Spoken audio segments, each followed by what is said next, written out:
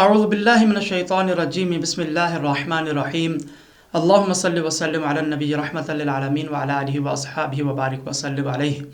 سورہ بقرہ آیت نمبر 133 ہے۔ اس آیت مبارکہ میں نبی کریم علیہ السلام کے زمانہ مبارکہ کے یہود سے اللہ تعالیٰ کا یہ خطاب ہے کہ ام کنتم شہداء اذ حضر یعقوب الموت اذ قال لبنیہ ما تعبدون من بعدی قالوا نعبد الہک و الہ آبائک ابراہیم و اسماعیل و اسحاق الہا واحدا ونحن لہ مسلمون۔ اللہ تبارک و تعالیٰ یہودیوں سے متعلق ارشاد فرماتا ہے کہ اے یہودیوں، کیا تم اس وقت موجود تھے جب یعقوب کے وصال کا وقت آیا، جب انہوں نے اپنے بیٹوں سے فرمایا کہ میرے بعد تم کس کی عبادت کرو گے؟ تو انہوں نے کہا کہ ہم آپ کے معبود اور آپ کے آبا و اجداد ابراہیم، اسماعیل اور اسحاق علیہ السلام کے معبود کی عبادت کریں گے جو ایک معبود ہے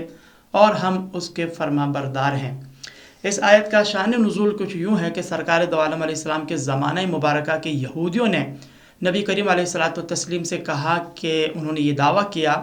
کہ حضرت یعقوب علیہ السلام نے اپنے وصال کے وقت اپنی اولاد کو وصیت کی تھی کہ تم یہودی ہی رہنا، یعنی کوئی دوسرا دین اختیار نہ کرنا، یہودیت پر ہی مرنا۔ حالانکہ یہ یہود کی کذب بیانی تھی، ان کا جھوٹ تھا۔ حضرت یعقوب علیہ السلام نے ایسی کوئی وصیت نہیں فرمائی تھی، بلکہ انہوں نے تو اپنی اولاد کو مرتے دم تک اسلام و توحید پر قائم رہنے کی وصیت فرمائی تھی، تاکیدی طور پر حکم ارشاد فرمایا تھا۔ لیکن یہود کہ جن کا وتیرہ ہی یہ تھا کہ وہ تورات و انجیل میں تحریفات کرتے چلے آئے تھے، ان میں ترمیم کرتے تھے،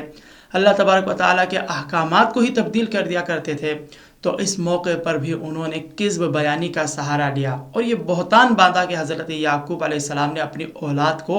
مرتے دم تک یہودیت پر قائم رہنے کی وصیت کی تھی۔ چنانچہ جب یہودیوں نے کذب بیانی کا سہارا لیا، یہ بہتان باندھا، تو ان کے رد میں اللہ تعالیٰ نے یہ آیت کریمہ نازل فرمائی کہ کیا تم یعقوب کے وصال کے وقت حاضر تھے؟ گویا کہ اللہ تبارک و تعالیٰ نے یہود کے اس دعوے کا رد فرما دیا۔ بلکہ آیت کریمہ کے اگلے جز میں بیان ہوا کہ جب حضرت یعقوب علیہ السلام نے اپنی اولاد سے پوچھا کہ میرے بعد تم کس کی عبادت کرو گے، تو ان سب نے کہا کہ ہم آپ کے معبود اور آپ کے آبا و اجداد ابراہیم، اسماعیل، اسحاق علیہ السلام کے معبود کی عبادت کریں گے جو ایک معبود ہے اور ہم اس کے فرما بردار ہیں۔ لہذا معلوم ہوا کہ حضرت یعقوب، حضرت ابراہیم علیہ السلام سبھی نے اسلام کی پیروی فرمائی ہے، اللہ تعالیٰ کی توحید کا پرچار فرمایا ہے۔